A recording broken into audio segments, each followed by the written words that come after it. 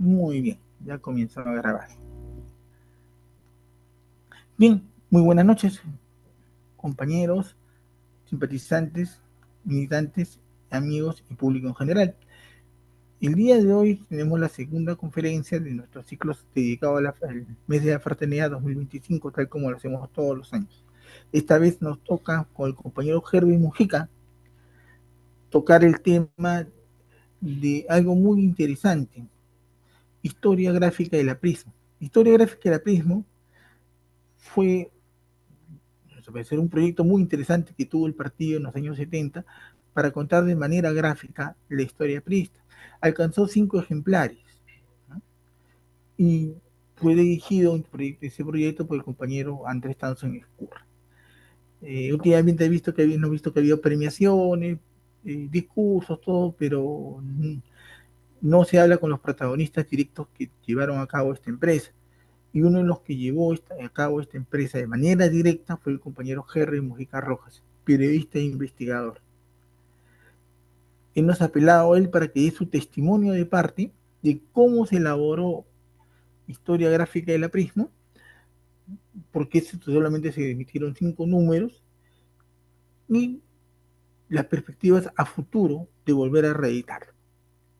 Compañero Herbert, tiene usted la palabra, la tribuna libre. Muchas gracias, compañero. En primer lugar, buenas noches. Un placer tremendo volver a reunirnos después de algunos meses.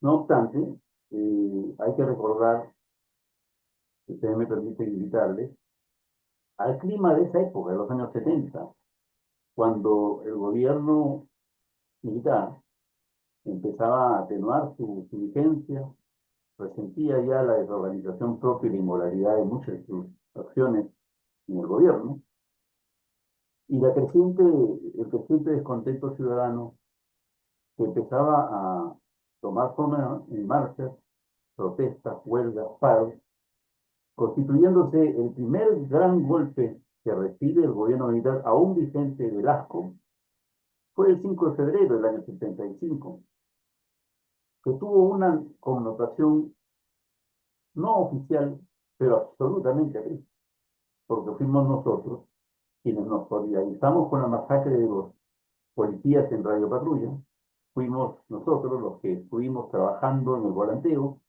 y las coordinaciones se hicieron discretamente, sí, es cierto, en el local de Alfonso Ugarte 1012, la Casa del Pueblo.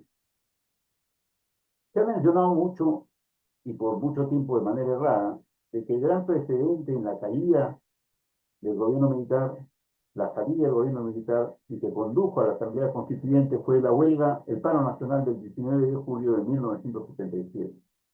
Esta noche, en honor a los que ya se fueron, en honor al recuerdo de muchos compañeros que ya no he podido ver, en honor a que la fecha se cumplió recientemente su cincuentenario, fue el 5 de febrero de 1975 una fecha liminar, espectacular, punto de quiebre, una fórmula de cómo las juventudes convencidas que éramos entonces y hoy seguimos siendo jóvenes con algunas canas, pero seguimos siéndolo, hicimos algo por el país y algo que también ayudó a precipitar conjuntamente con el 19 de julio, con Paro Obrero, la caída y la salida hacia la Asamblea Constituyente, que como ustedes recordarán, llevó adelante victorioso, con más de 1 millón de votos del solo, el jefe y fundador del partido, Víctor Raúl Aya de la Torre, cuyo aniversario celebraremos en unos pocos días.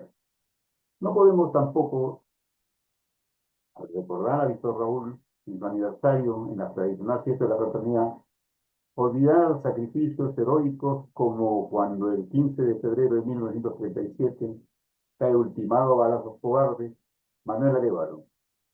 Arévalo era un dirigente sindical, había sido cañero, había sido un organizador nato y era considerado por Víctor Raúl que en caso de su asesinato, su muerte o prisión duradera, fuera el jefe o en todo caso el sucesor organizador en el partido.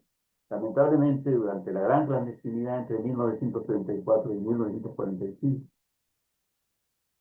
muy cerca de Lima, a, a unas pocas centenas de kilómetros, El Colorado Chico cayó ultimado Manuel Arévalo. En honor a su memoria, a su heroísmo, a su trabajo, que era de las características fundamentales con las que se expedían los apristas, hombres y mujeres, a los cuales nadie podía llamar ladrón, de repente, entusiasta, organizado, tumultuoso, que son títulos en la guerra civil, por un Perú mejor, son títulos honoríficos que resaltan la virtud y la honestidad de los militantes, pero que a los racistas se les podía decir todo esto, pero no se les podía ni decir que eran ladrones o deshonestos, o que habían robado, o que estaban para robar. Noten ustedes la diferencia con los años que unos militantes en el año 37 ya eran 5 años de la revolución de Trujillo, donde miles de artistas fueron fusilados y pensaban. Ya era tradicional entender de que los combatientes del pueblo, lo que hoy llaman la sociedad civil, el pueblo en armas ya había hecho su intentón en Trujillo y la guerra era total contra la dictadura. En tiempo de Benavides ocurrió un infausto suceso que derrumba pues a balazos y a la mala, luego de pruebas y torturas, a Manuel Arévalo.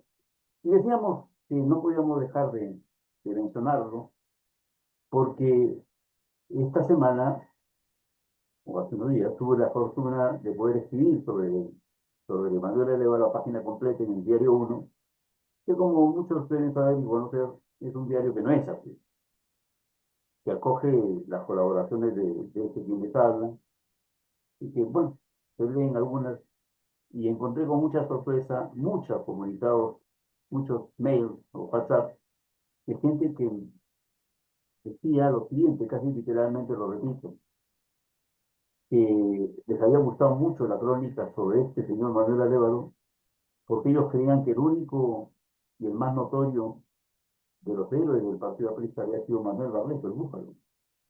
Y no sabían nada de Arévalo. Y Arévalo fue un caso nacional, brutal, internacional. Consecuencia, debemos alegrarnos que su memoria hoy sea patrimonio de más ciudadanos, que sea redescubierto por los propios apristas que no leen y a los que hay que instruir, a los que hay que ayudar a culturizarse en la política partidaria, porque cometen graves errores de imaginación y dicen cosas que no son. En consecuencia, habiendo hecho memoria ya de estas figuras, decíamos que los invitaba al clima de entonces, cuando se empieza a producir el quiebre del gobierno militar y sale, hay la salida de la Asamblea Constituyente, se instituye el voto preferencial con el propósito directo de destruir a Ariel Torre. Por eso es que, y Sí, debemos recordarlo, sí, las instituciones del partido, sí, perdón, no sé si estoy escuchando por favor.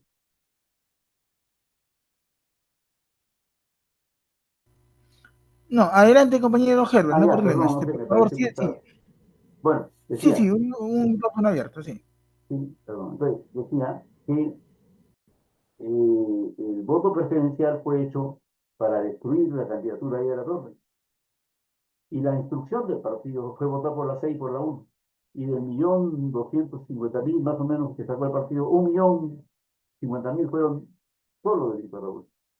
Lo cual probó que un hombre a los 83 años, dirigiendo el partido, de los partidos supuestamente ahistóricos, envejecidos, anacrónicos, como decía el gobierno militar, dábamos una gran lección al país, logrando pues el primer y único puesto que fue, luego de ese voto singular tan copioso, de Víctor Raúl, la presidencia de la Asamblea Constituyente. Víctor Raúl, hasta donde alcanzó y hasta donde pudieron sus fuerzas, estuvo en ese magno gesto. Pero antes de comenzar la campaña, o casi cuando la fragua de la campaña, este compañero que entonces, que les habla, que entonces tenía pues eh, 17 años más o menos, era algo más joven, fui llamado por el compañero Andrés Townsend y me pidió que lo fuera a ver a su oficina.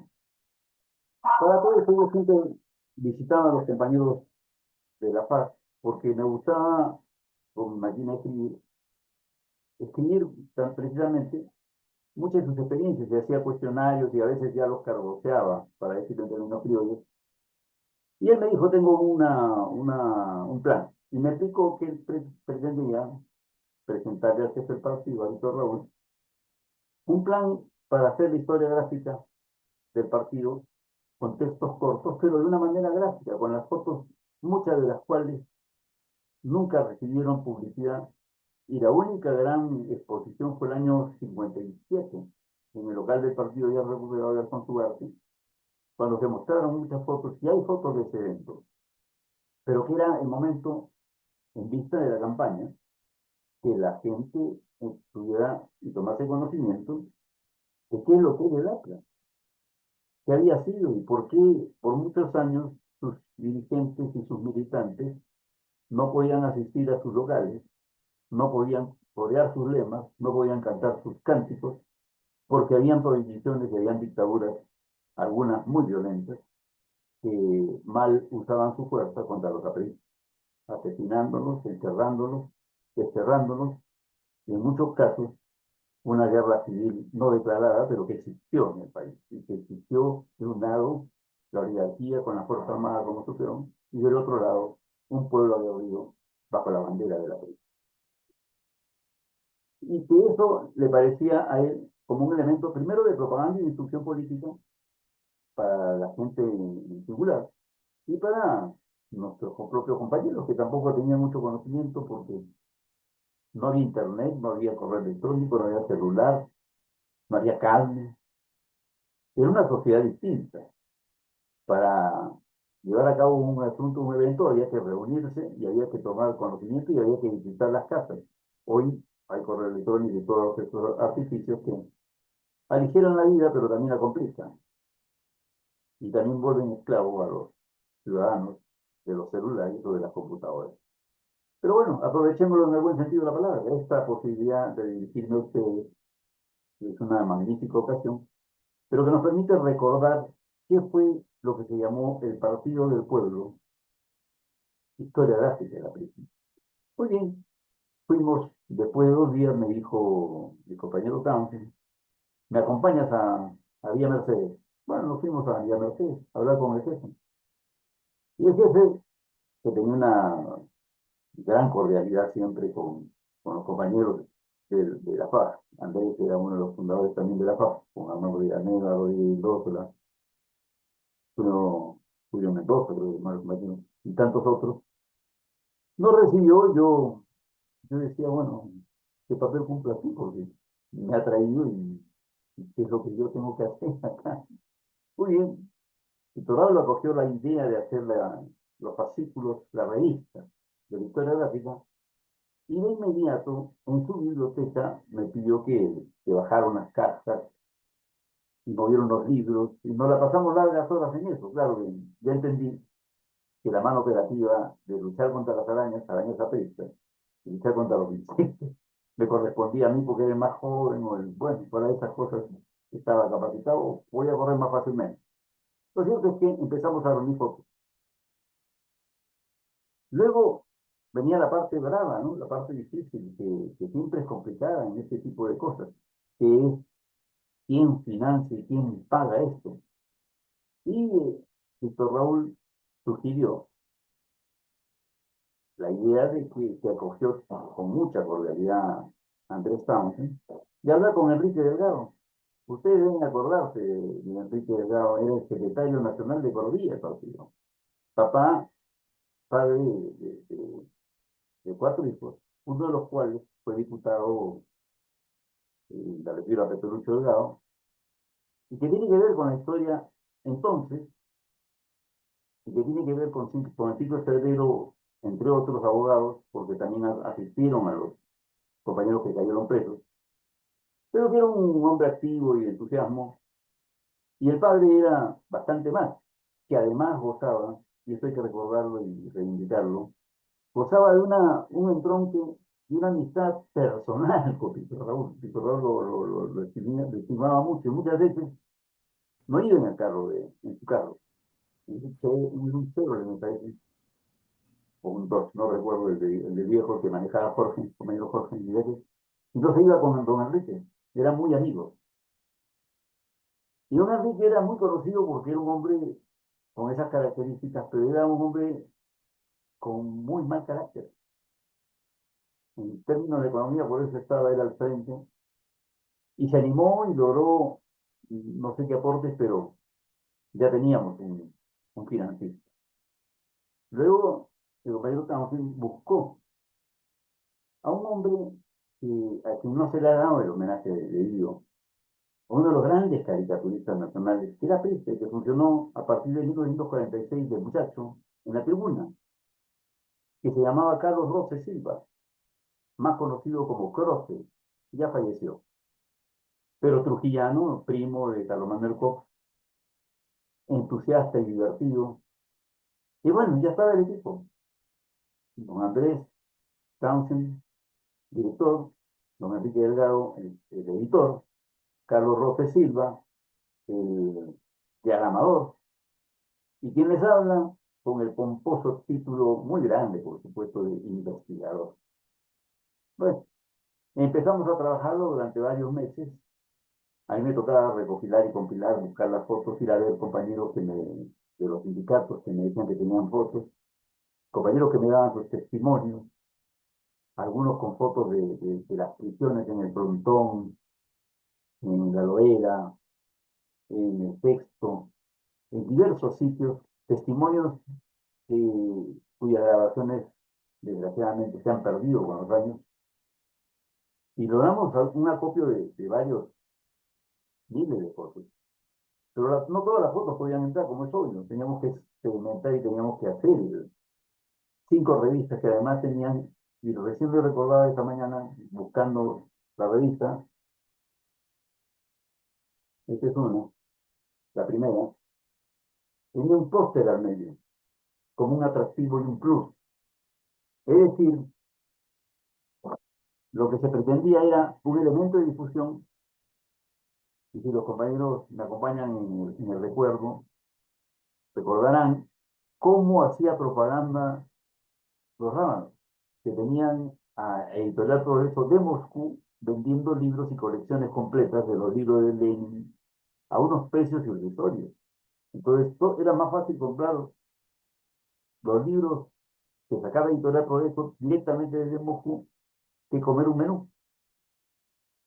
Entonces, no entendían nada los que leían eso, pero tenían los libros y era un elemento de difusión.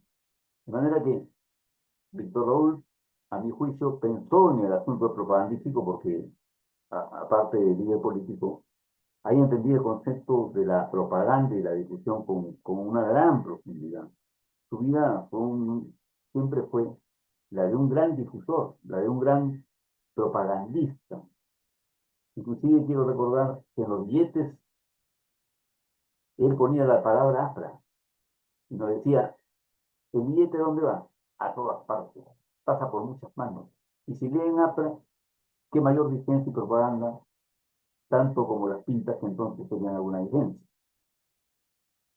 De manera que logramos sacar un elemento de propaganda y lo que fue muy emocionante después con los años, esto lo vivimos al comienzo, era que muchos llegaban al partido ya comprada la revista, con su revista. Y a mí me pasó, porque lo escuché directamente de compañeros que me dijeron, yo me volví aprista con la historia gráfica. De manera que sin querer, sin yo entender, perdonen que hable en título personal, pero soy el único que queda, todos los demás ya no nos acompañan.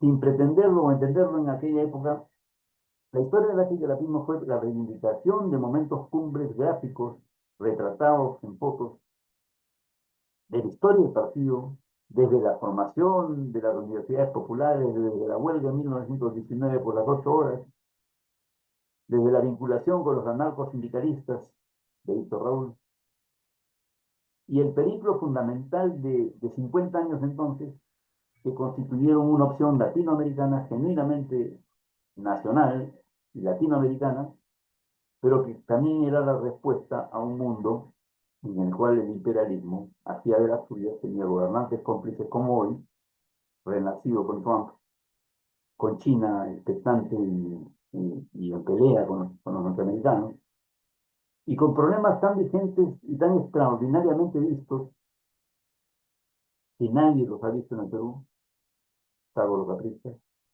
sobre todo Víctor Raúl, como el Canal de Panamá y la defensa común que lleva a que un canal interamericano, defendido por una Indoamérica unida, siempre será un buen elemento de negociación.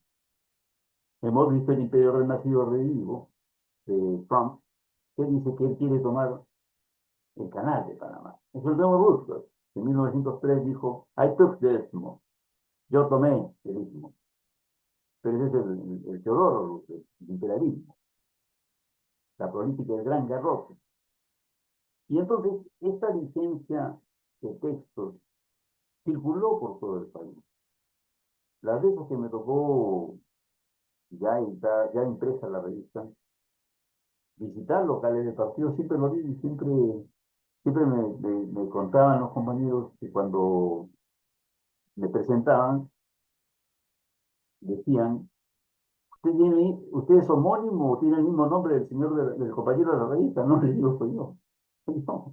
Pero no puede ser, me dice usted muy joven. Bueno, eran los retos a que nos retaba el jefe. El jefe era un gran contertulio, era fascinante, pero era muy exigente. Y si había que quedarse hasta las 2 3 de la mañana y uno tenía sueño, empezaba a hablar de estos jóvenes débiles que no comen bien, desnutridos, qué cosas les dan en sus casas, porque era paternal, pero a su estilo, ¿no? Al estilo de Víctor Raúl. Ahora, ¿quién refutaba a Víctor Raúl? Muy distinto hablar de Víctor Raúl, recordarlo, y muy penoso tener que constatar que en la historia lo que debieron ser los esfuerzos a de reivindicar su memoria, de traerlo para los peruanos, constituyó todo lo contrario. Gobiernos llenos de inmorales, de amigos, de amigotes, que hicieron precisamente lo que no se podía hacer, que era convertir la política en un vil negociado culpable, que advertía a Víctor Raúl desde su carta en San Lorenzo del 3 de octubre de 1923, cuando sale deportado hacia Europa. Muy bien, volvamos a la historia de la cita. Yo creo, me atrevería a decir, de que no poco como elemento de propaganda sirvió, no poco, porque mucha gente, muchos compañeros, acogían la revista, la presentamos muchas veces, y había oportunidades en que el jefe de repente se mandaba compañeros y ya usted, compañero, tiene que ir a presentar, a presentar la revista, ¿no? O íbamos con el compañero Townsend. Pero eran tiempos en que los jóvenes y los viejos, o los más veteranos, acogíamos con gran respeto por el continente de honestidad que tenían estos personajes y respetábamos sus invocaciones y nos quedábamos pues hasta altas horas de la noche en el partido, donde comíamos y como a veces muchos seguimos viéndolo, hombres y ciudadanos muy pobres, íbamos al comedor del partido y escondidas teníamos que ir a decir al jefe, a compañero Jorge, por favor, no sé si se acuerda de Elio, tiene un cocoroco. Cocoroco era una golosina, pero Cocoroco lo hemos puesto nosotros a los menúes del partido. Y eran muy ricos, pero a veces pedíamos dos para poder llenarlos, ¿no? Y una vez, y eso lo cuento con algún humor porque para que vean la figura humana, el jefe me pescó, entre comillas, me pescó comiendo. Ah, me dijo, ya sé dónde te has ido, porque yo había dejado la jefatura, pedí permiso para alguna cosa y me fui, y me encontró comiendo. ¿Y por qué no me dijiste? Bueno, porque le voy a estar pidiendo, jefe, no, usted está muy ocupado. Entonces hizo que me dieran 2 tickets durante 3 días. Y me dijo, quiero que aprecies el valor de la comida que damos para el pueblo. Bueno, salgamos de la broma y del humor, pero recordaba con cariño, porque esa fue otra obra que también se perdió. El comedor del pueblo vendieron las cocinas y las marmitas gigantes. Yo no sé qué habrá sido ese negociado, pero era un servicio al pueblo. La gente iba. y los restaurantes trabajaban desde muy temprano, desde el mediodía hasta la noche. Y siempre éramos, y ahí siempre nos encontramos con los compañeros, todos los que pasábamos o pretendíamos no pasar hambre para reforzar nuestras fuerzas y vigor político, de trabajo político. Bien, la historia gráfica fue por mucho tiempo, y me atrevería a decir que después de las obras completas, y perdón, no lo digo yo, lo dijo ahí el autor, en un artículo que escribí en la revista, en una revista que dirigiera Felipe Santiago Salaverry, que había sido diputado por Cajamarca en el año 63, y después fue constituyente, si no me equivoco, en el año 68, no tengo la memoria clara al respecto, pero escribí, Víctor Raúl había dicho que después de la tribuna, Historia de la Cristiandad y Racismo, era una de las obras más importantes del partido. Y yo le pedí autorización a la jefe para escribirlo, y él me dijo, sí, y ponlo. Y él mismo lo escribía, ¿no? Entonces constituyó en propaganda, constituyó en ejercicio docente, representó un esfuerzo conjunto de dos, tres generaciones, Víctor Raúl, el más veterano, Andrés Townsend, fundador de la FARC, Carlos Roque de los años 45-50, don Enrique, que era ya un hombre de alguna edad, y el más joven, por la casualidad que me tocó estar por allí, y que me pescó el compañero Townsend, sin saber exactamente de qué se trataba, me pidió que lo acompañara. Y bueno, tuve la buena fortuna, la extraordinaria experiencia de poder trabajar en la construcción de la historiográfica. Creo que reivindicarla constituye una avanzada. ¿Por qué? Porque la propaganda comunista, la propaganda que hacía los enemigos del partido, era copiosa, era millonaria, era muy fuerte. Y nosotros solamente teníamos los canales televisivos, los programas políticos eran pocos, no había, como hoy, los medios de comunicación como los que estamos usando, y entonces había que defenderse.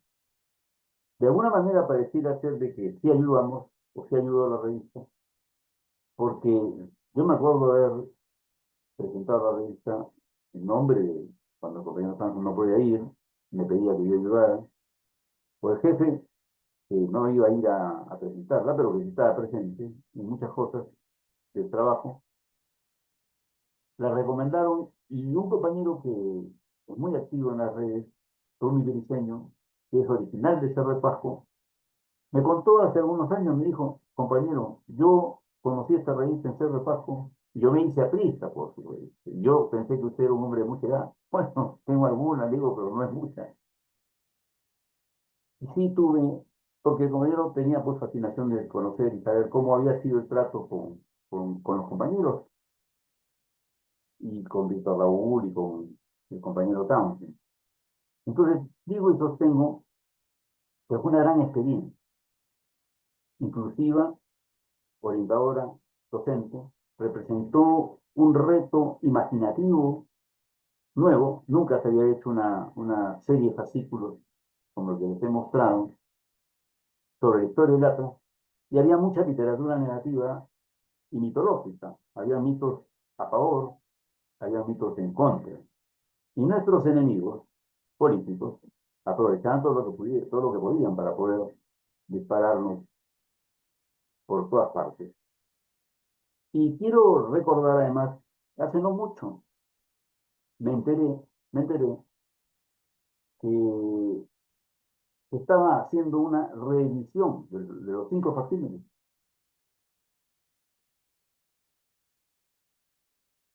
Les voy a mostrar. ¿Se llega a notar bien?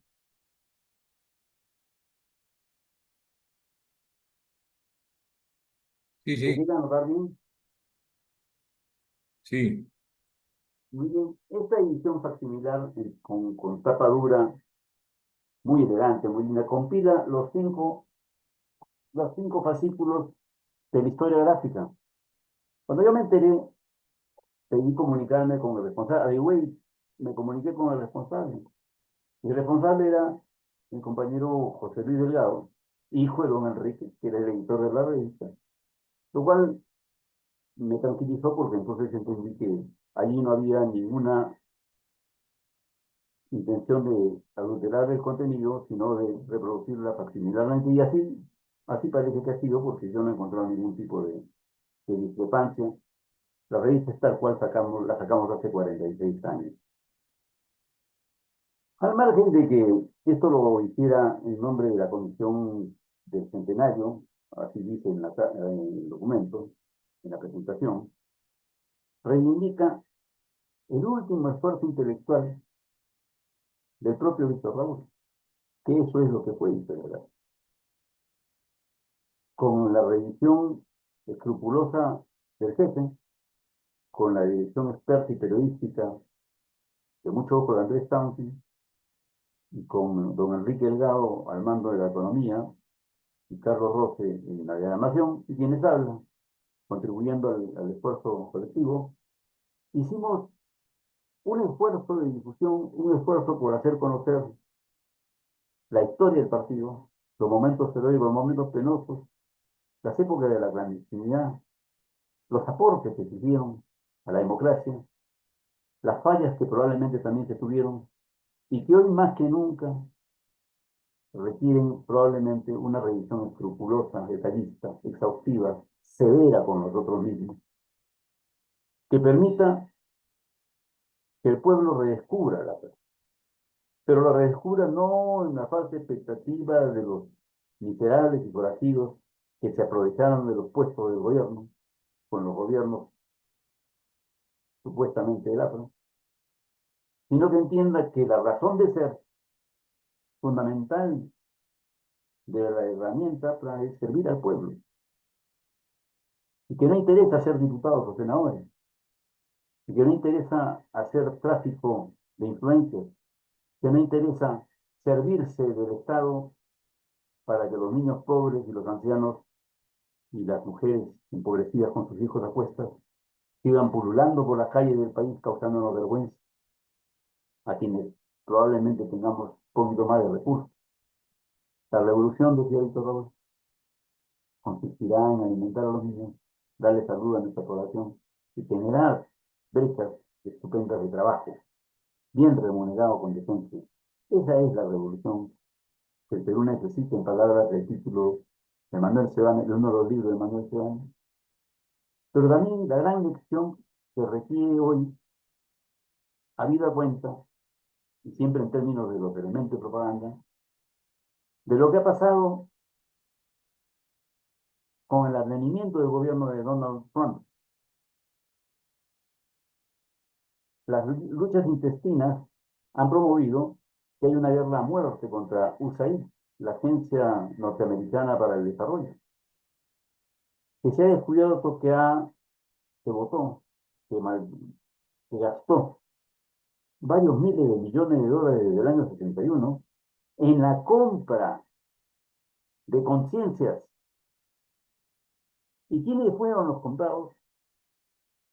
Pues nada más ni nada menos. Gran parte de aquellos intelectuales alquilados al dólar que eran antiapristas y que además inventaron realidades para justificar muchas veces proyectos que eran paliativos.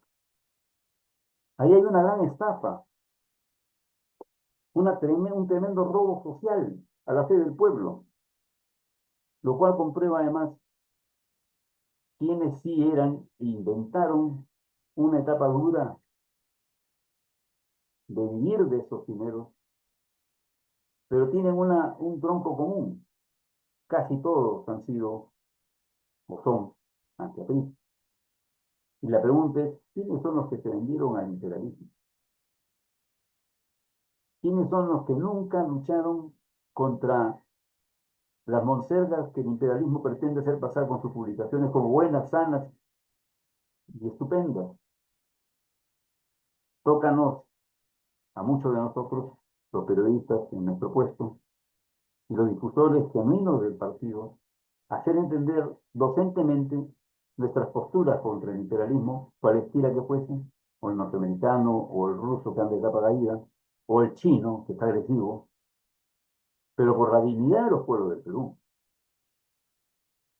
por la dignidad del progreso y el desarrollo que necesitamos generar desde una posición geopolítica extraordinaria de cara al Asia, reivindicando el paso del Atlántico al Pacífico, reivindicando los cielos de Quiñones y un mar de casi 2.600 kilómetros de litoral que no se aprovecha. La ingesta de pescado en el Perú es menor que en muchos países que no tienen mar, y es una vergüenza completa de malos gobernantes no haber visto, no haber entendido, con una derecha reaccionaria absolutamente, que no entendió que el pueblo incorporado a las filas del trabajo colectivo es lo más valioso que puede mostrar un país, porque al peruano, si lo llamas a trabajar y lo disciplinas, es extraordinario. Y todos los que hemos viajado y hemos tenido la oportunidad de salir del país, en algunas oportunidades, sabemos cómo trabajan nuestros compatriotas y sabemos por qué se tienen que ir algunos, porque aquí no encuentran las posibilidades de colocar a sus familias en un plan de desarrollo por largos años. Y la violencia que se ejerce con el visto bueno de planes y proyectos y consultorías que lamentablemente han servido para enriquecer a las cúpulas, para enriquecer a malos ciudadanos que vivieron de todo eso bajo el pretexto de que sus planes y trabajos eran para la colectividad. Y decía esto porque eso ha sido un asunto gravoso que no se ha denunciado debidamente. Y en cambio, nos notaba hace unos minutos un compañero atento al devenir político por diario, hay un comunismo, anticomunismo ramplón, hay una idea deformada de querer de pretender hacer que el que es comunista o socialista es un monstruo, cuando las razones ideológicas de por qué esas doctrinas de origen europeo no se adaptan a América Latina, y mucho menos la deformación que significaron con los dólares de la USAID, planes alternativos que no funcionaron o funcionaron a medias, porque si funcionaban completamente se acababan los dólares. Y hoy han salido, y en estos días ya están saliendo a decir que sí podían luchar, que no era todo malo. La pregunta es, ¿de qué vivieron? ¿Cómo se consumó esta estafa contra el pueblo? Porque en nombre del pueblo lograron lo que hicieron, pero todos estaban sujetos a la correa de quien mandaba el billete. Y ya sabemos quién es. Entonces, es el momento, creo yo, de procurar primero una mirada crítica con un proceso electoral que se nos viene, de repente continuar la historia gráfica como un elemento de difusión, porque su éxito, hoy a 46 años de su primera edición, y seguimos estudiando y viendo y conociendo más de estas cosas, probablemente represente el último esfuerzo de algunos de nosotros. Pero quienes merecen conocer la historia genuina del país y sobre la de su partido más importante, que no puede dejar de ser importante ni ser enfeudada a miserables que quieren ser senadores o diputados, porque el ego y el vandalismo y el tráfico de influencias es muy potente. Si en el Parlamento ganan 15.000, una sola conexión con un ministro pueden ser $100.000. Y no se llamen a sorpresa que lo que está ocurriendo en la pobredumbre que es el Congreso represente lo más bajo. Podemos llegar más, a más todavía, a más de lo peor que está ocurriendo, en complicidad con una presidenta que tiene a su prima hermana con la Junta Nacional de Justicia, que tiene a su hermano perseguido y que no lo meten a la cárcel porque no lo encuentran, o le han sobreseído algunos cargos de manera que ya no es perseguido, y así por el estilo. De manera que la prueba escrita, la prueba gráfica, tiene valor. Hoy en día, en tiempos de Internet, mucho más.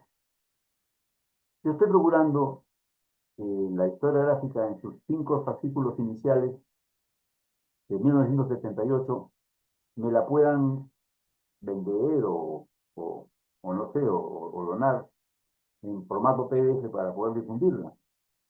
Pero que sea el primer reto para todos los apristas de buena voluntad, y la gran mayoría, para todos los hombres o mujeres que a veces escriben y dicen, compañero, yo leo lo que usted escribe, yo conocí la historia gráfica, porque mi padre, me lo dijo hace 2 días una señora muy anciana, me dijo, mi padre había trabajado con Manuel Arévalo, y ustedes ponen esa foto, la foto que sale y que usan y mal usan sin pedir permiso, muchos compañeros, es obra de Aramador, del dibujante de historia gráfica, Óscar López Arias, donde están unos matones abaleando a Arévalo.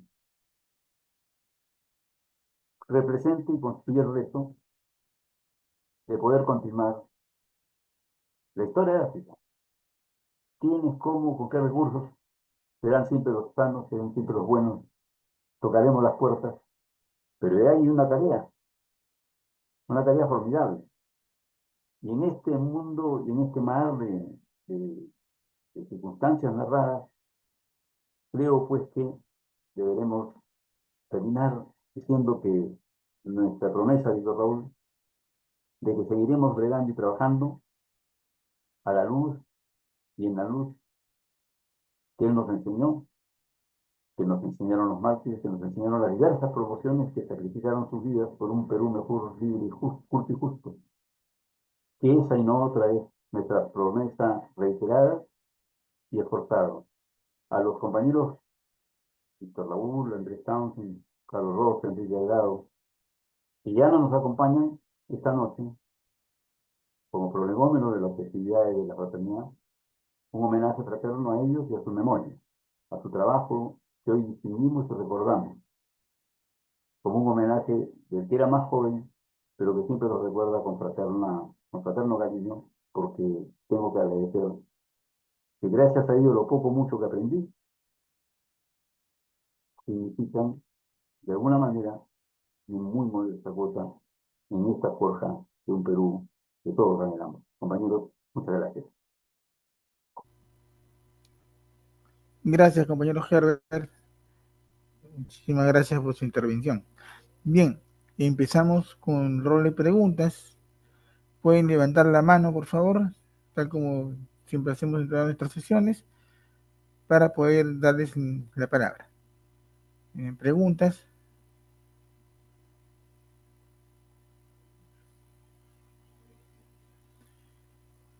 Bien, mientras se van animando y a utilizar para hacer mi pregunta, compañero Herbert, ¿por qué solamente hasta 1945? ¿Fue un problema, o sea, lo de la historia gráfica del prismo? ¿Fue un problema logístico o fue un tema político o de otra índole? Le digo porque también la historia de la presa hasta 1945, que escribió el compañero Percy Murillo, y Sí, le habría digo la ciertas... respuesta. Adelante. Sí, la respuesta es muy sencilla. Acuérdese, compañero mío, que estábamos en la campaña por la constituyente y el viejo estaba de viaje o el compañero Andrés estaba afuera y yo no tenía probablemente ni la experiencia ni la sabiduría necesaria para poder avanzar solo el trabajo, porque lo mío era compilar fotos, reunir testimonios, pero si no estaba ninguno, ¿cómo avanzamos? Mm, Entonces fue un problema de que estamos en paralelo a la campaña. Logramos hacer un trabajo bastante bueno sacando las revistas que van desde 1900, probablemente el nacimiento de Víctor Raúl, hasta 1948, no es 45, 48. La democracia fallida de los 3 años también se consigue. Y el 48 terminamos, me parece que con el golpe de Estado de Bolívar, después de la puesta en la clandestinidad, en la ilegalidad, al partido por el 3 de octubre de 1942. De manera que esa fue la razón y la idea de iniciar había sido avanzar hasta más, pero no se podía. Son cosas que ocurrieron así, ¿no? Que ahora se pueden contar. En esa época era un poco difícil. y las razones por las cuales no se pudo continuar. Bueno, acuérdese, compañero, que después el viejo se agravó, Mm, falleció el año siguiente, y el partido entró en una revolución a la inversa. En lugar de unirnos más, en lugar de entender que había que salir del gueto, aprista, nos enfrentamos en facciones y Belaúnde nos ganó por 700.000 votos. sí, No se comprendió que teníamos que poner lo mejor del repertorio hacia afuera y lo mejor del repertorio hacia adentro. Siempre hubo un problema, y por eso nos decían sectarios, que los apristas no entendimos bien muchas veces que el que no era aprista no es que fuera antes, sino que simplemente no compartía nuestro entusiasmo, nuestros gritos, nuestra algarabía, nuestras ganas de hacer país al modo que nos enseñó nuestro rol y los grandes líderes obreros sindicales. Y entonces ocurrieron cosas como en el Congreso de 1979, el 7 de julio, que se proclama de una manera un poco extraña el antiimperialismo del APRA, libro escrito en 1938 y publicado en el año 36, como el guión fundamental. Sí, era el guión fundamental, pero la obra completa de ella de la Torre, que estaba en sus días últimos, no se lo podía partir de ese modo. Y ya sabemos de dónde partió la iniciativa, ¿no? Directamente de Alan García, directamente. Y entonces se esculpió malamente la imagen o la efigie de que el antiimperialismo era izquierda y 30 años de aprismo, escrito por el mismo autor, Ayala Torres, era de derecha. Y que uno estaba con Armando y el otro estaba con Andrés. La gente se desconcierta y votan por un Belaúnde en segunda etapa que regaló y siguió regalando el país. Bueno, son problemas que hay que asumir. Pasó todo eso, no se podía continuar. entiendo. Compañeros que deseen utilizar la palabra, por favor, levanten la mano.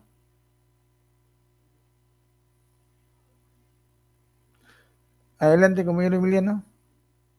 Compañero Herbert, agradezco mucho su exposición y quisiera preguntarle en este trabajo de investigación, que es una gran palabra, ¿qué dificultades usted enfrentó para encontrar los documentos, las fuentes, ¿no es cierto?, las fotografías, testimonios, eh, que logró usted después ordenarlas y registrarlas en estas publicaciones?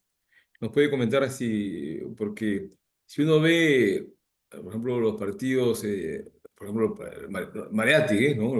Están bien organizados, tienen su biblioteca, tienen su documentación ordenada, pero que nuestro partido vivimos de un gran pasado, pero que no ha quedado registrado debidamente, ¿no? Entonces, como que debe ser una tarea muy, muy complicada poder, realizar esas búsquedas, ¿no? Y encontrar hallazgos y después registrarlos en la revista. Quisiera que usted nos comparta un poco esos avatares. Sí, con todo gusto. Esas batallas fueron muy interesantes porque me fui a muchas veces a los lectores y hablaba con los secretarios generales, y los secretarios generales pescaban la idea, pero de inmediato, y me decían, no, no, no, no, no, no, yo no te voy a dar nada. Tú tienes que venir a una reunión para que les expliques a los compañeros. Y bueno, yo en las noches, y los compañeros, como era el partido antes, a veces muy ancianos, iban al partido. Y los compañeros muy ancianos llegaban con sus revistas, con sus fotos. Era una cosa, entonces, el año 77, 78, ya eran antiguos y eran veteranos.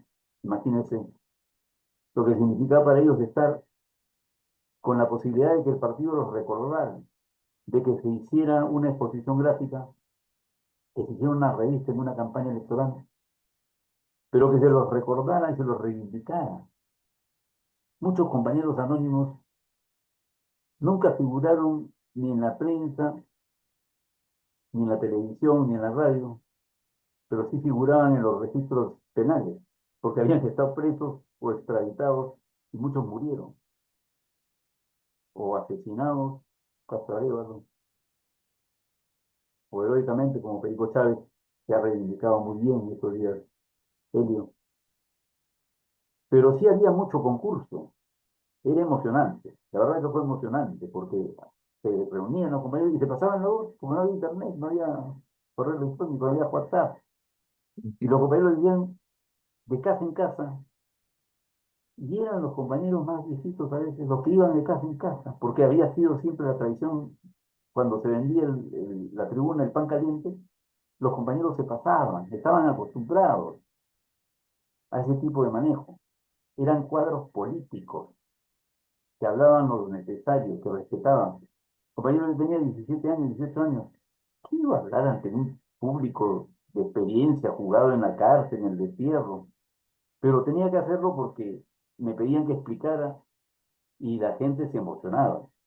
Entonces el concurso de muchos compañeros de sacar sus fotos de los cajones y los halcones y las catacumbas propias que tenían en sus casas fue algo muy bonito, muy hermoso. Y compañeros que llegaban con sus requerimientos especiales, ¿no? Yo no le presto, no le voy a dar fotografías, se las presto delante mío, quiero que tomen la foto. Hay que quedarse ahí hasta las 4 5 6 7 de la noche para que el compañero Vicente Caballa, que anda por ahí todavía, ya debe estar muy anciano, tomara las fotos. O las reprodujera quien estaba a cargo, ¿no? Porque también tuvimos dos, tres fotógrafos. Y luego significaba además que tenía que enfrentarme a don Enrique, al compañero Enrique Delgado, y decirle, compañero, ya sacamos las fotos, ahora hay que pagar. Hay que pagar. Enrique Delgado sería más serio. Entonces, pero con su margen y todo, aguantaba que le clavara el muerto, ¿no? No, yo no iba a dejarle almorzar, yo era no tan flaco como él, era bastante, tenía 30 kilos menos. Entonces, según Víctor Raúl era un desnutrido, ¿no? Entonces tenía que almorzar, pues. Y eso sí, no pasa, no, porque además, otra cosa que quiero reivindicar, pero que se entienda bien, ¿no?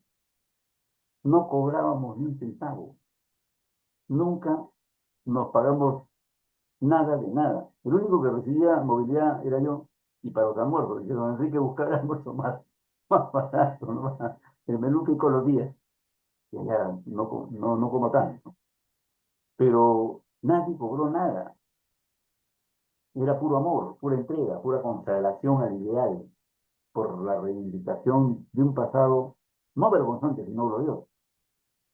Yo no sé si hoy, luego de las experiencias, a partir del 85 se puede decir lo mismo.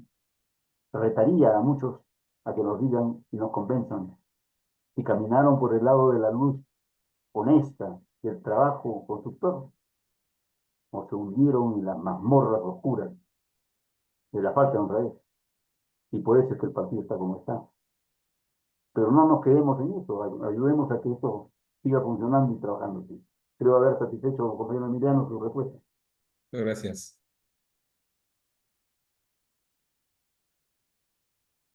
Adelante, compañeros. ¿Alguien más desea preguntar? Compañero Héctor Alba, adelante. Compañero Herbert, igualmente que el compañero Emiliano, agradezco por su disertación excelente. Nos ha hecho trasladado por momentos a aquellos episodios, ¿no? La campaña del 62, 63. En esta historia gráfica del aprismo, compañero, se toma en cuenta también las películas que había, esa película, Esto es el APRA, que imagino que se acuerda usted que se inauguró justamente para la campaña del 62, ¿no?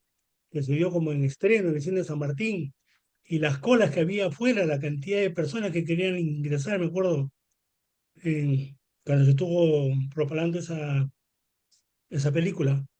Hay un compañero eh, que era el que hacía estas filmaciones, un periodista gráfico, o en este caso cinematográfico, muy conocido. Yo lo conocí mayor ya cuando se había operado de las amígdalas, porque él era fumador empedernido, después se había dejado de fumar, entonces había afectado las cuerdas vocales y se valía de un aparatito, ¿no? Para poder hablar. Tenía un apellido extranjero y me parece que su hija también está dedicada a lo mismo de la cinematografía. Eso también se tomó, esos archivos también se tomaron para esta historia. Sí, se tomaron en cuenta, pero para el decurso, para la fecha, como este es del 62, iba a ir, obviamente, en los capítulos que correspondieran a la campaña 62 y 63, pero llegamos hasta el 48.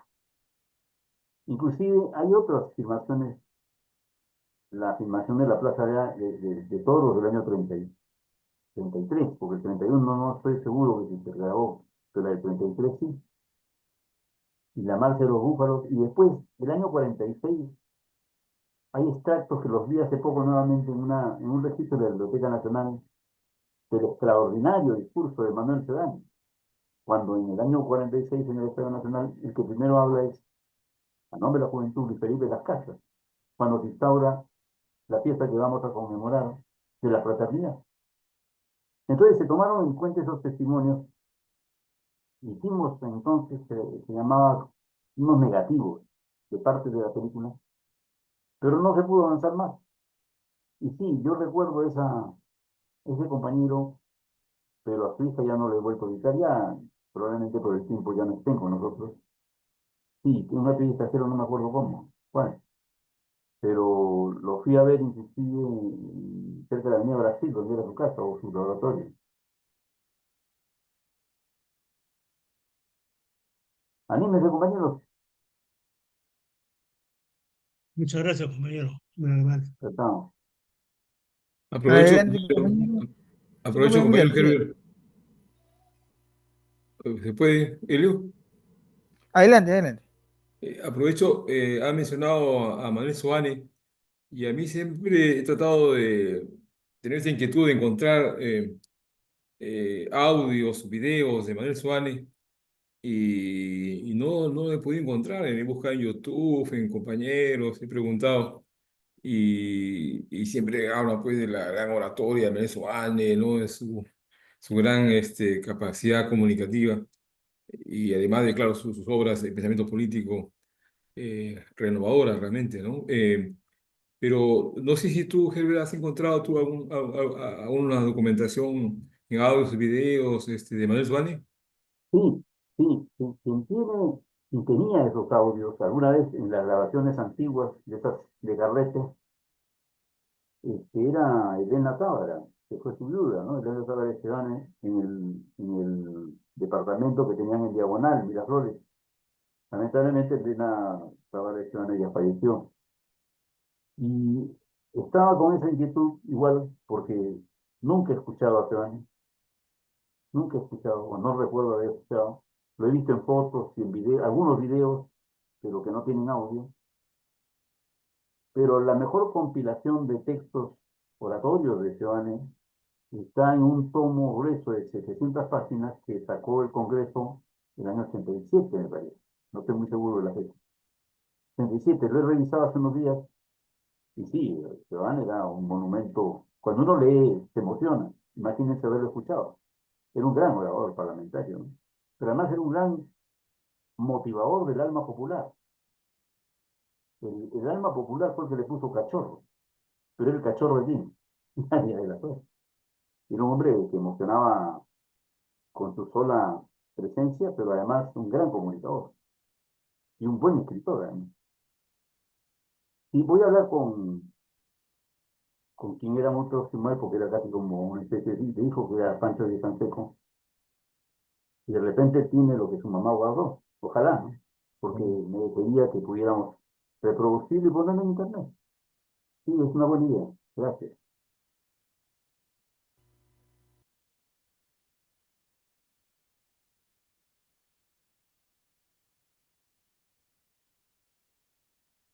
Audio. Sí, sí, ahora sí. ¿Alguien más desea preguntar, compañeros? ¿Puede levantar la mano? Una pregunta, quizás la última, porque ya nadie más está interviniendo, pero muy aparte, evidentemente, del tema de financiamiento, ¿qué necesitaríamos para poder reeditar historias de Primo con una revisión más severa, ¿no?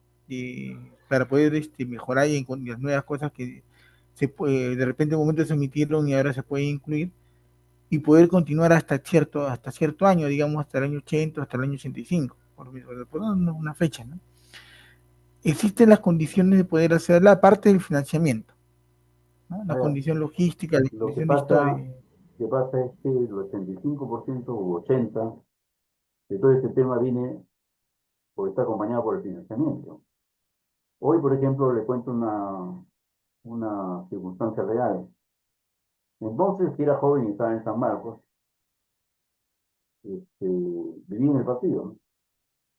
Podía disponer de mi tiempo estudiando y viendo haciendo trabajo político. Y recuerdo claramente que mi papá todavía me financiaba algunos pasajes, pero yo ya trabajaba también, desde los 17 años. Pero hoy por hoy, esas cosas requieren una contratación 24 horas y que se tenga personal contratado para que siga indagando, buscando materiales, etcétera. Entonces, el gran problema es de financiamiento, sobre todo. Y además hay que constituirnos en una unidad de investigación muy severa, ¿no? Porque hay muchas cosas que ocurrieron después que en términos racistas no tienen ninguna explicación.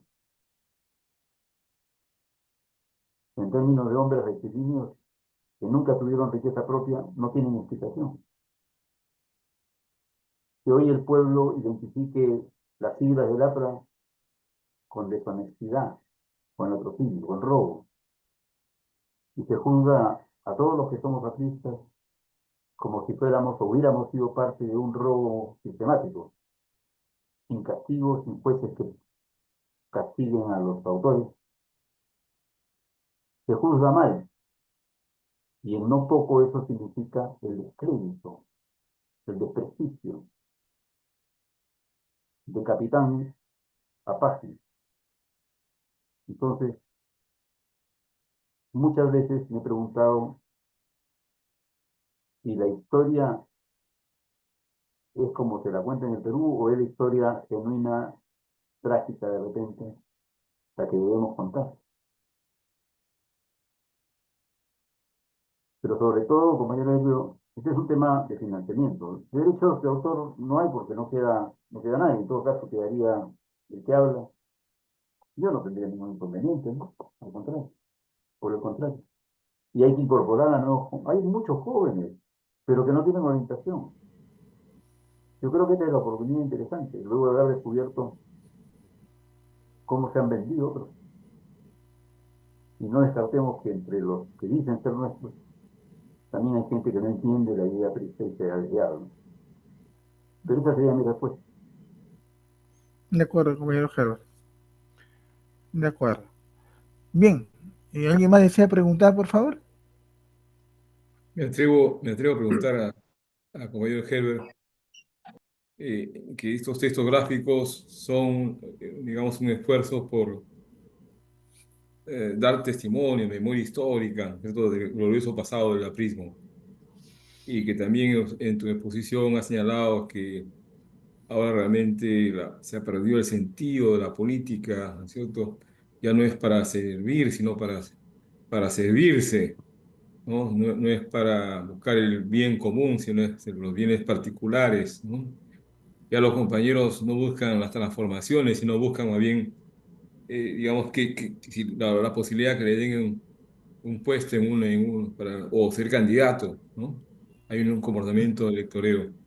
Y entonces, ¿qué reflexiones podríamos plantear frente a un pasado, digamos, de gloria, de dignidad, de honor, de lucha, sacrificio, frente, como decía, un pasado glorioso, frente a antes decíamos contra el pasado vergonzante, ¿no? Nosotros tenemos un pasado glorioso. También ahora tenemos un presente, como usted señala, vergonzante, que nos identifican el APRA con el oportunismo, con la corrupción, con el fujimorismo, con el neoliberalismo, ¿no? Entonces, ¿qué lineamientos podríamos plantear, digamos, no solamente, digamos, buscar revisar el pasado, sino también desde el pasado, que nos puedan dar luces, ¿no es cierto?, para relanzar al aprismo en los tiempos actuales, es decir, que el aprismo tenga presente y tenga futuro, ¿no? ¿Y qué lineamientos podríamos plantear, compañero Herbert? Muchas Yo me gracias. atrevería, gracias por la pregunta, me atrevería a decir Una de las primeras cosas que hay que reivindicar y recordar y reivindicar en ese orden es que el fundador del partido murió en casa fraterna pero ajena. Murió 50 corrientes. Sus únicas riquezas eran los libros y un terreno en Trujillo que se malbarateó y cuya investigación algún día verá la luz. Decía Alfonso Barrantes, que fue aprista y después fue Ramán, que en el Perú ser honesto ya era una revolución. Entonces, me parece que es obligatorio poner el ejemplo de Víctor Raúl, hombre que hizo presidentes, que hizo diputados, que hizo senadores, que hizo gobernadores, que hizo alcaldes, que pudo ser todo lo que quiso y solamente sirvió al pueblo,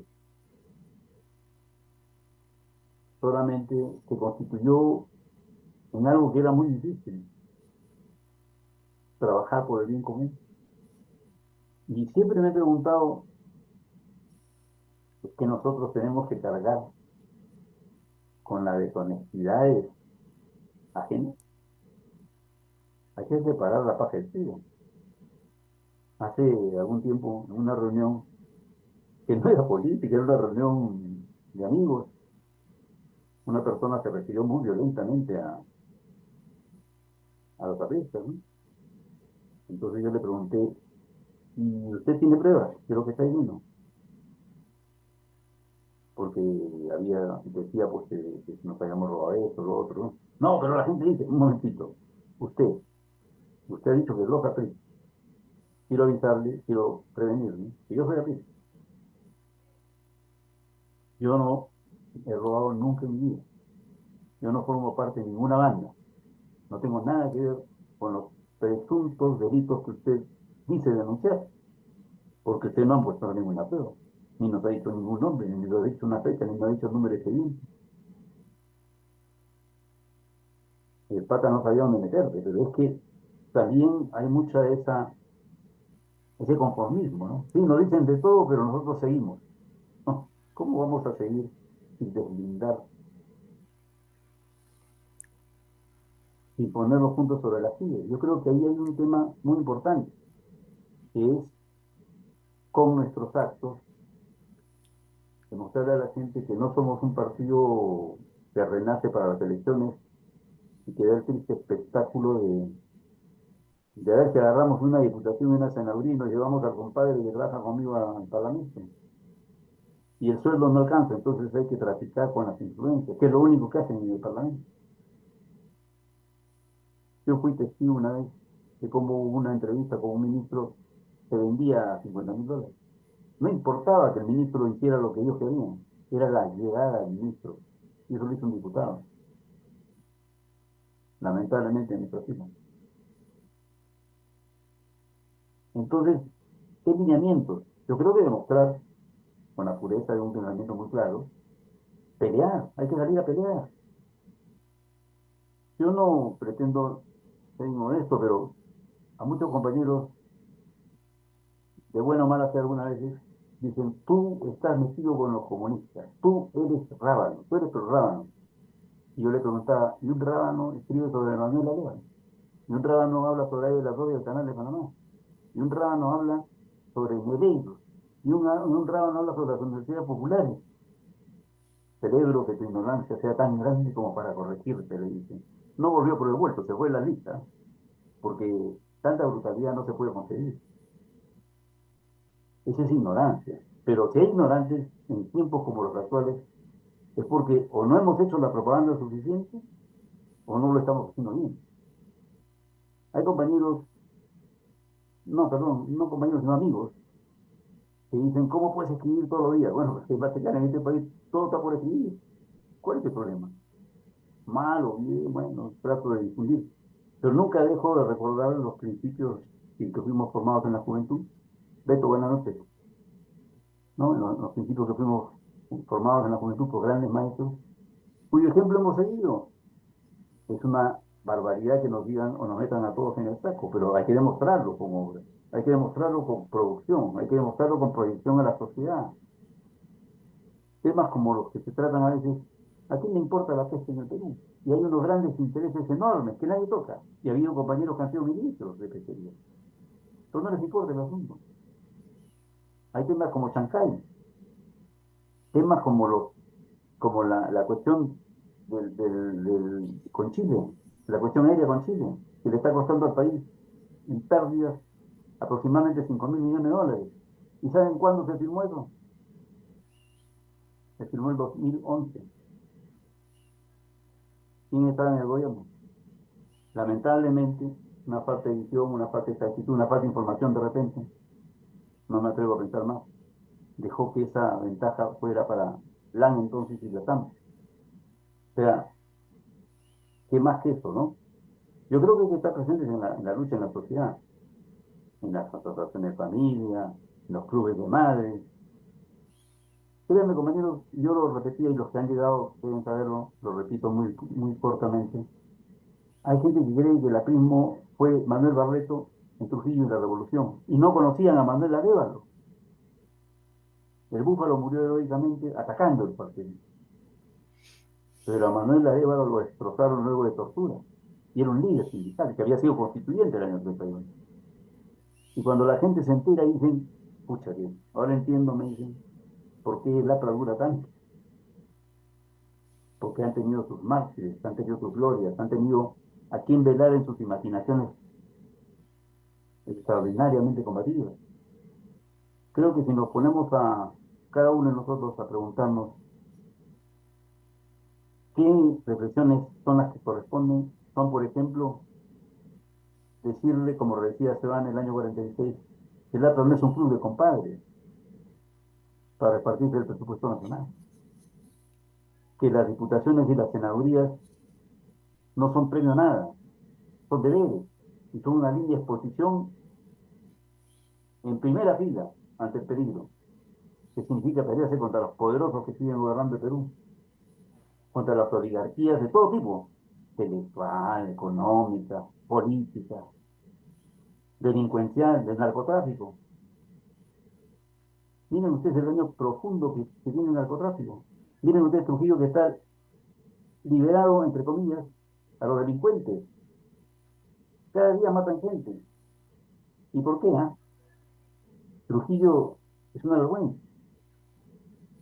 No somos ni siquiera la tercera fuerza, creo que somos la tercera o cuarta. La tierra y tumba del fundador del partido. ¿Y qué? No, por el antepismo no, porque nuestros compañeros fallaron.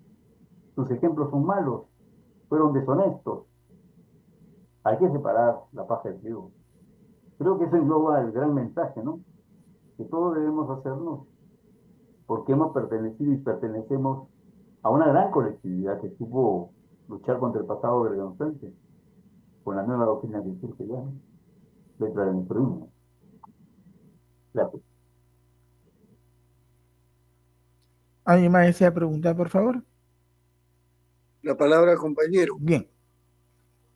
Agradecemos al compañero Henry Mujica. El día de hoy ha estado. El compañero Luis Alberto Mena, ¿quería preguntar? Sí, compañero. Adelante. En primer lugar, quiero felicitar al compañero Herbert Mujica, con quien la verdad de mucho tiempo nos volvemos a reencontrar. Y solamente dar testimonio de que nosotros en provincias hemos tenido como referente justamente esta hermosa revista que quizás pocos tenemos y la guardamos como un tesoro invaluable dentro de nuestra formación política, la historia gráfica de la Prisma. Porque en provincias ha sido, es y ha sido y sigue siendo bien difícil conseguir literatura prista. Nosotros en el Cusco, en los años 75 al 80, conseguir algo de literatura prista era tan difícil que quizás era solamente el compartir algún panfleto o algún comentario, algún recorte de lo que podía hablar sobre doctrina prista. Y cuando apareció en la historia gráfica, justamente en ese fervor, cuando el país volvía a la democracia, aparece esta revista. Y esta revista nos ha servido en mucho sostén para nosotros prácticamente tener como fuerza doctrinaria, porque teníamos referentes y teníamos muchos conceptos valiosísimos para nuestra defensa en las universidades. Por ejemplo, en la Universidad Nacional, en el Cusco, en San Antonio, donde persistía y era pues un nido de dominio de la ultraizquierda. Por ello, hablar sobre la historia gráfica y que nosotros quizás nos convertimos también en cierta forma de mensajeros de la revista, porque la teníamos que difundir en los pocos números que llegaba, porque como ha dicho Herbert, lamentablemente el tema económico no le permitía sacar un tiraje que podía pues cubrir las necesidades o alcanzar a todos los estudiantes o jóvenes de la época. Creemos que definitivamente tiene que volverse a reeditar la revista, completarse la historia, porque si compañeros pensamos en que en cada lugar del país, en el Cusco, en Trujillo, en Apurímac, en Loreto, en Tacna, el partido ha escrito y sigue escribiendo historia, de modo tal que nosotros tendríamos para escribir y tenemos un rico historial que está ahí pendiente de ser difundido para que los jóvenes sepan que el aprismo siempre ha escrito historia, no solamente a la perspectiva de las vivencias, y que es nuestra sana envidia que tenemos a los compañeros que han gozado de la presencia del maestro de Víctor Raúl, de los grandes líderes del partido, sino de cómo nosotros los mirábamos desde el interior del país y solamente decíamos y nos sentíamos el orgullo de pertenecer a este gran partido. A ustedes, compañeros, muchas gracias por darnos esta oportunidad de participar en este tipo de eventos. A Herbert de encontrarlo después de, ya no quiero decir los años, pero sí, volver siempre con esa fuerza, con ese vigor, que los apristas, que no bajamos la guardia. Estamos en guardia para seguir luchando por los ideales de Víctor Raúl y de nuestro partido. Gracias, compañeros.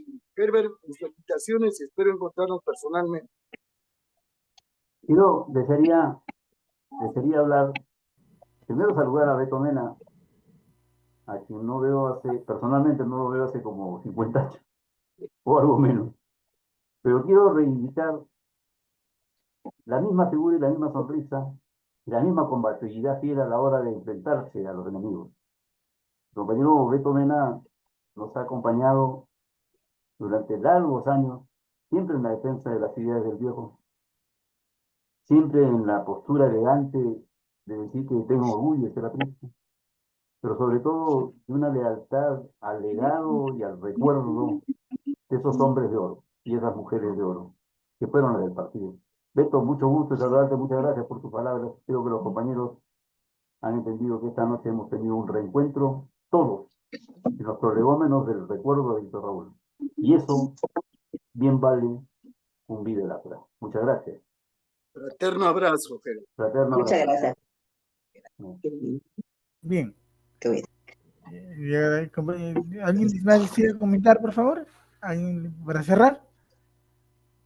Bien. Les agradecemos a todos su presencia el día de hoy. Ha sido una charla muy interesante, un testimonio de parte del compañero Herbert Mujica, cómo se confeccionó historia gráfica del aprismo, las dificultades que tuvieron, qué perspectiva de volverlo a reeditar. Evidentemente todo gira en torno al financiamiento, no los testimonios, el trabajo de testimonio, todo un trabajo científico debe hacerse al respecto, pero existen condiciones, ¿no?, que el material existe y se pueden trabajar de una u otra manera, evidentemente con el financiamiento correspondiente. Una tarea a futuro de todos nosotros. De nuestra parte, de nuevo agradecer al compañero Herbert Mujica su participación en esta ponencia e invitarlos a ustedes también para el próximo martes, en el cual cerramos nuestro ciclo Fraternidad 2025, con un homenaje a un personaje que también es, a un compañero, mejor dicho, que también es uno de tantos apristas que dieron todo sin pedir nada. Me refiero al director fundador del Club Infantil 23 de Mayo, ¿no?, también conocido como Chicos Apristas Peruanos, compañero José García Segarra, quien este mes de febrero, el 21, cumple 40 años de su fallecimiento, ¿no? En víspera de la antesala de la victoria del 85, él fallece. Compañero con una trayectoria no solamente como director fundador de la CHAP, sino desde su juventud, ¿no? Y tuvo igual que desde su juventud, en su época, trabajo para el partido, el presidio respectivo, el encarcelamiento también respectivo, y siempre leal al partido. Y fundamentalmente trabajo con los jóvenes, sin ideologizarlos, pero hacerles ver el lado moral, la historia moral del partido. Es una vida que es un ejemplo y que debe ser recordada. Los invitamos a esta conferencia que vamos a tener, una especie de mesa redonda para divulgar su legado. A todos ustedes, desde ya que han invitado para este martes a esta misma hora, martes siguiente. Por mi parte y por parte de todo el Comando Nacional de Acción de Edad para el Instituto Interamericano, les agradecemos su asistencia y los esperamos, vuelvo a repetir, el próximo martes 25 a las 8 de la noche, también vía Zoom. Muy buenas noches con todos los compañeros, militantes, amigos y simpatizantes y público en general. Gracias. No haya. Buenas noches. Buenas noches. Buenas noches. Buenas noches. Buenas noches. Chao, gracias, chao, hablamos.